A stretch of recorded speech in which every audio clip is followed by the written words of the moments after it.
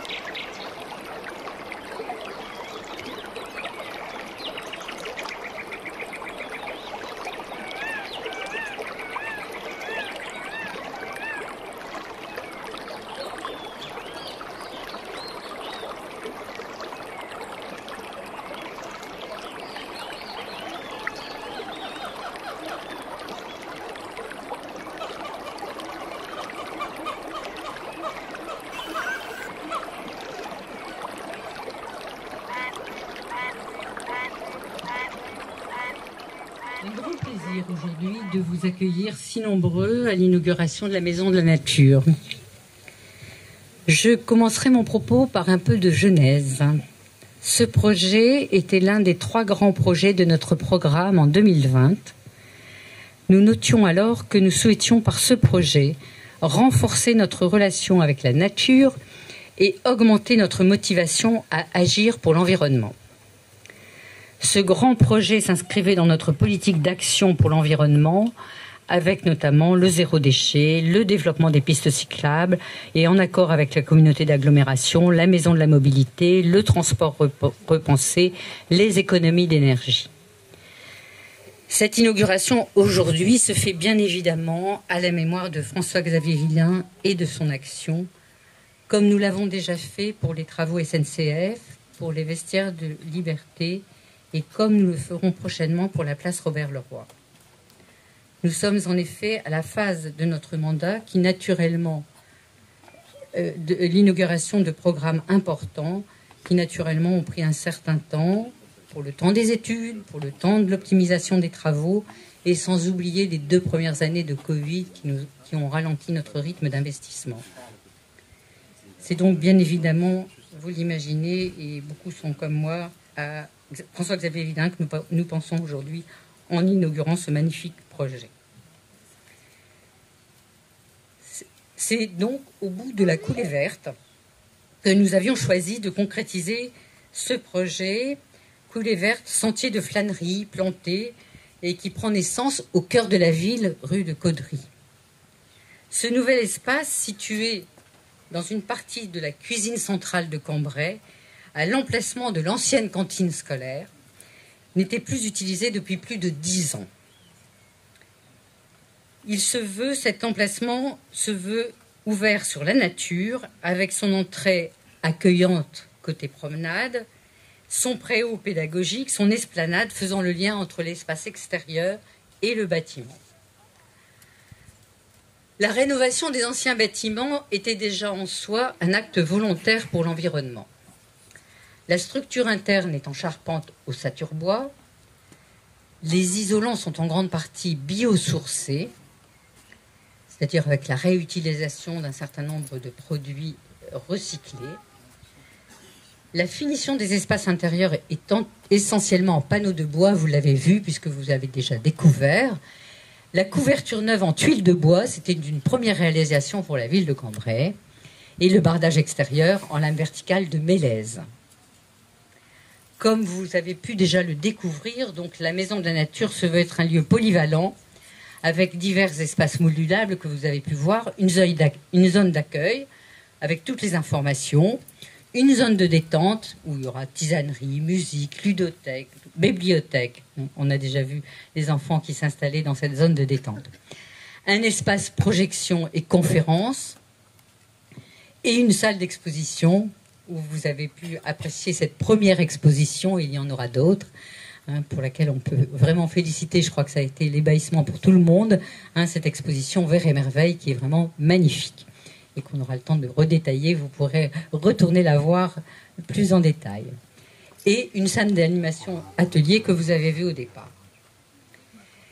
Notre état d'esprit, à François-Xavier Villain et à l'équipe de la municipalité, a toujours été, vous le savez, le pragmatisme.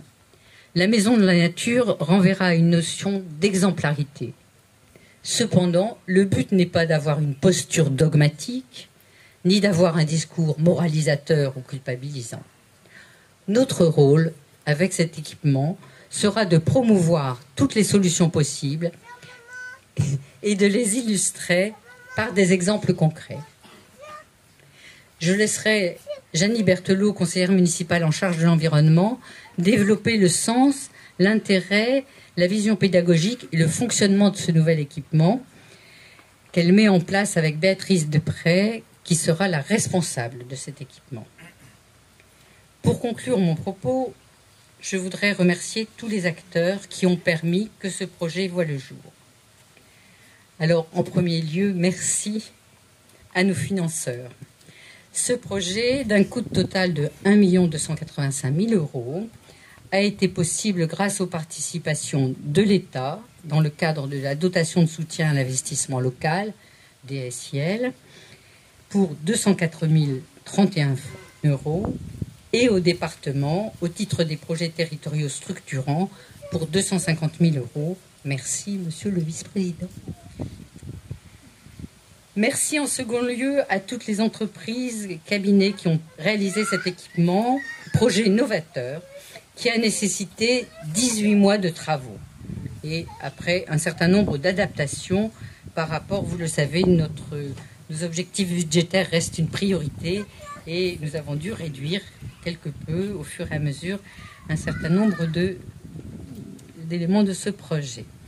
Donc, vous me permettrez de citer l'ensemble des entreprises qui ont passé leur temps sur ces 18 mois, qui ont travaillé sur ces 18 mois de travaux. Et elles sont, je le signale, ça va sans dire, mais ça va toujours mieux en le disant, essentiellement de Cambrai et du Cambrésis. Bon, je citerai d'abord le cabinet Morphose, présent ici, avec M. Perrin et M. Cazet, les bureaux d'études de Nota Bene, Ouspensky et Foras, les entreprises de Molaf, Gabé Démolition, BFM Construction, Faras Toiture, Demusio, Sobatal, l'atelier Alix, l'entreprise De Greffe, l'entreprise CRM, Décor Peinture, Faras Fluide. Qu'elles soient toutes remerciées pour leur motivation pour ce projet et les travaux un peu particuliers peut-être auxquels on les a contraintes. Enfin, un merci à tous les acteurs de la mairie, bien sûr, au premier rang desquels je citerai Jeannie Berthelot, qui va vous faire part de la vision de cette maison de la nature et de son sens et de l'intérêt qu'elle a. et qui a fait preuve au long de... Jeune élue en 2020, elle a pris à bras-le-corps ce projet et a fait preuve au long de ces quelques années de travaux, de ses compétences, de sa ténacité, de son dynamisme et de sa capacité d'adaptation en fonction des budgets notamment. C'était l'expérience d'un premier élu avec les contraintes budgétaires. Voilà. Dominique Gaillard, maire adjoint en charge des travaux, qui a suivi le dossier technique.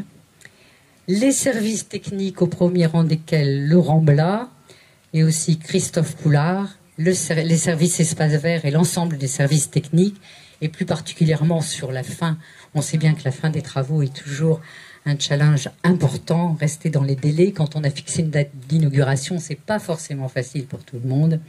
Et j'en arrive à l'ensemble de l'équipe de Florence Albaret, directrice culturelle, qui, avec Béatrice Dupré, nouvelle responsable, je l'ai dit tout à l'heure, s'est beaucoup investi pour la place de cet équipement et de cette maison et pour la réalisation de cette première exposition. Là aussi, vous me permettrez de citer l'ensemble des équipes des services culturels qui ont travaillé, juste pour l'anecdote, jusqu'à 4 heures ce matin pour que tout soit prêt. Et je pense que ça mérite d'être signalé. D'aucuns ont fait aussi des allers-retours à Paris, notamment pour ramener les escargots. Donc voilà, vous pourrez admirer les escargots, c'est l'anecdote. Voilà. Donc Béatrice Dupré en tête responsable de cet équipement, avec la personne qui va travailler avec elle, un service civique, Ombeline de Beauce. Et je sais aussi qu'il y a des personnes, des familles qui ont travaillé aussi cette nuit. La direction des affaires culturelles, donc avec Florence Albaret, Mathieu Desfacio, Diane Ducamp, Anne-Sophie Loison. Un grand merci donc aux services techniques et espaces verts. Et donc pour le montage de l'exposition qui, je pense que tout le monde en est d'accord, est absolument magnifique, Aurélie, Véronique, Louise, Samuel, Thierry, Kenji et Mika. Nous félicitons également donc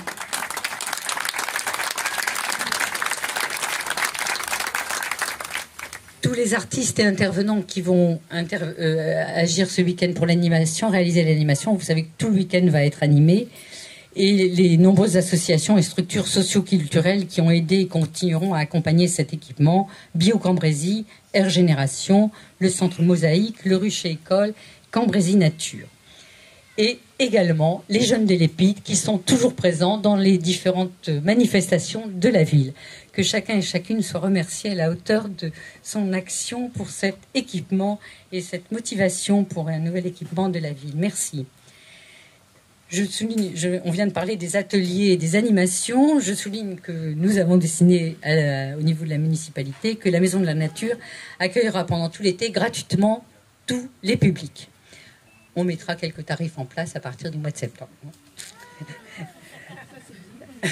Voilà. Que nous voterons en conseil municipal lundi. Voilà. Modeste, bien entendu. Et encore plus modeste pour les Cambrésiens. Nous ne doutons pas que par le dynamisme que développera Béatrice Dupré sous la houlette de Jeannie Berthelot, cet équipement remplira son rôle essentiel, voulu par François-Xavier Villain, qui disait « Cette maison aura pour but de sensibiliser sur les enjeux environnementaux, de répondre à une demande grandissante des publics sur l'écologie, la nature, les énergies renouvelables. » Je cède maintenant la parole à Jeannie pour vous parler du sens de l'intérêt et de la vision éducative de notre Maison de la Nature, et je vous remercie de votre attention. Quel bonheur de vous accueillir aujourd'hui ici pour inaugurer la Maison de la Nature. Ce moment, je l'attendais depuis longtemps et je suis profondément heureuse et fière de le vivre avec vous. Aujourd'hui, devant vous, la Maison de la Nature ouvre ses portes. Un lieu que nous avons rêvé, porté, façonné, pierre après pierre, choix après choix, avec l'envie d'en faire bien plus qu'un bâtiment. Le mot maison n'a pas été choisi par hasard. Une maison, c'est un foyer. Un lieu où l'on se sent en sécurité, un lieu que l'on respecte, qu'on habite, qu'on fait vivre. Et il est grand temps que la nature aussi retrouve cette place dans nos vies, qu'elle ne soit plus un décor, mais un sujet de soin, d'écoute, d'attention. Ce lieu, je l'ai porté avec conviction depuis 2020, convaincu qu'il répondait à un besoin profond, celui de retisser du lien entre nous et le vivant.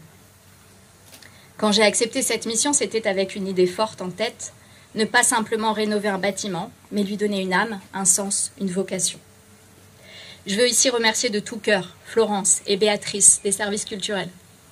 Elles ont été à mes côtés à chaque étape. Elles ont accueilli mes propositions, mes exigences parfois, avec une écoute sincère et une compréhension rare. Car elles ont perçu l'essentiel. Ici, chaque choix devait être porteur de sens. Elles ont compris qu'il ne s'agissait pas de faire joli ou neuf, mais de faire juste, de faire cohérent.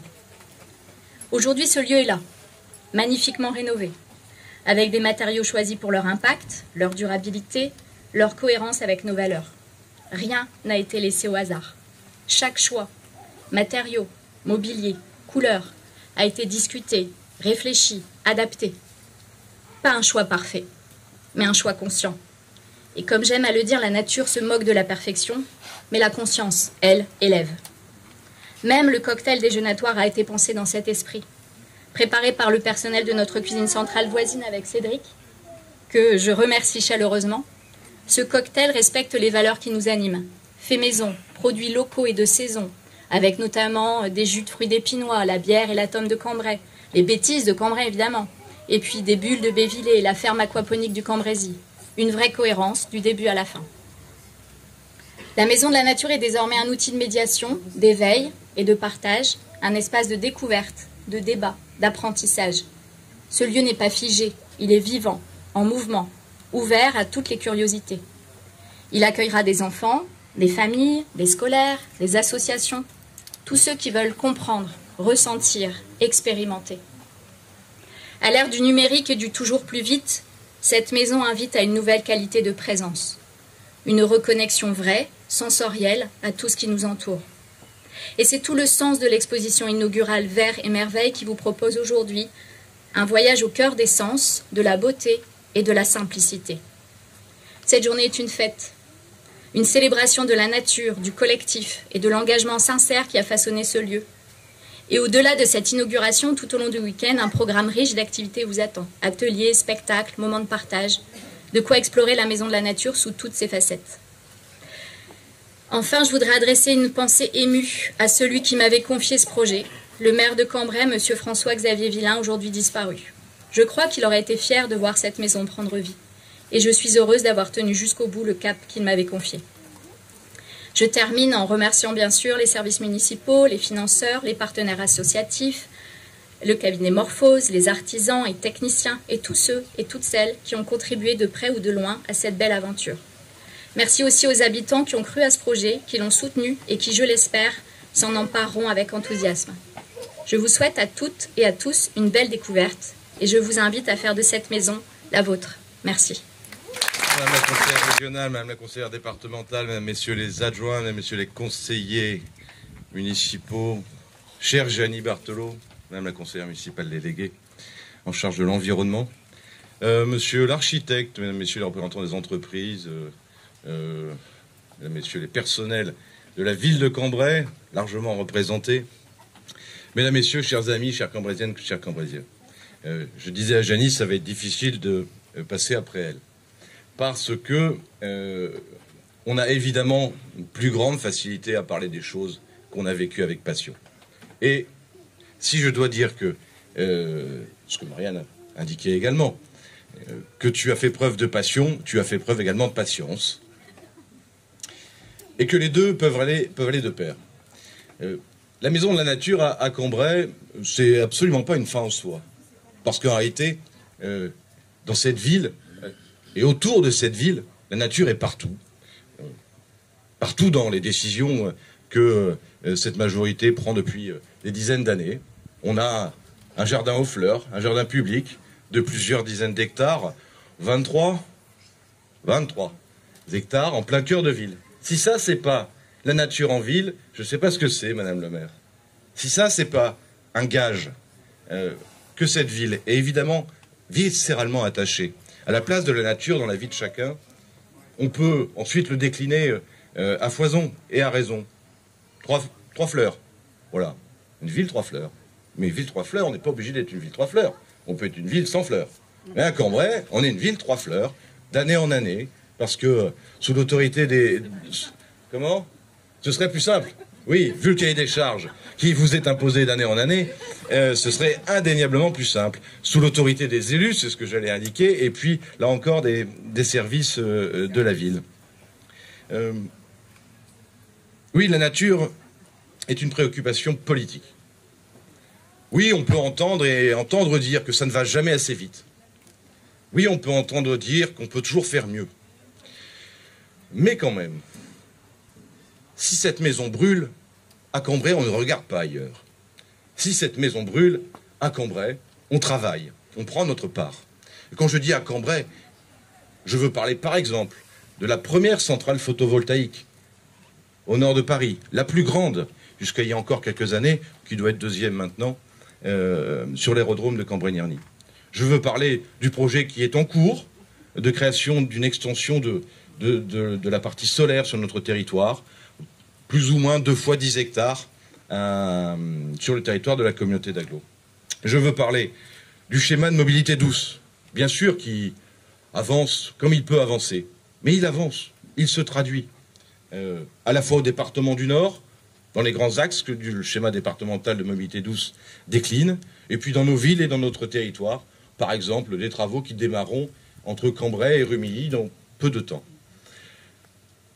Cette nature en ville, c'est le bois des enfants, phase 3.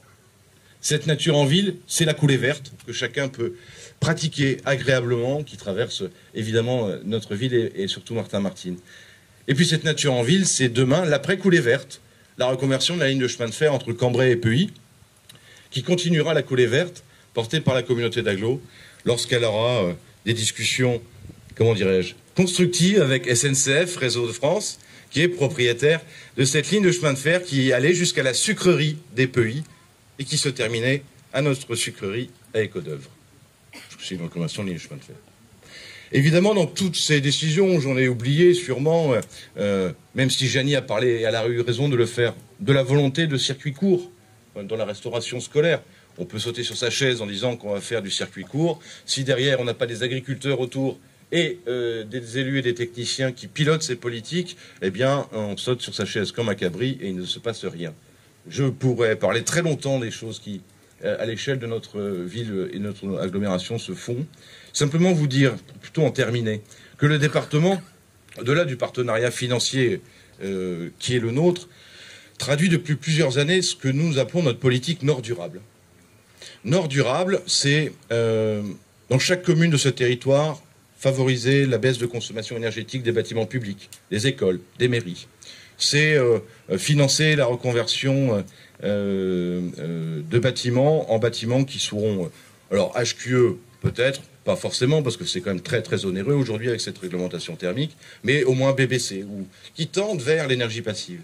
Et je pourrais faire ça pendant des heures, simplement vous dire que, et Marianne a eu cette expression que je prends mienne. Ici, l'écologie est une réalité pragmatique, non descendante, partagée, imposée. Parce que le Nord et Cambrai, c'est vivre avec et dans la nature, tout simplement. Et cette nature, qui peut être attaquée partout dans le monde, à Cambrai et dans le Nord, elle est défendue. Et il faut en faire cette promotion. Madame le maire, Madame la conseillère déléguée, bravo pour votre engagement. Vous pourrez toujours compter sur le département du Nord et son humble serviteur aujourd'hui. Merci à vous.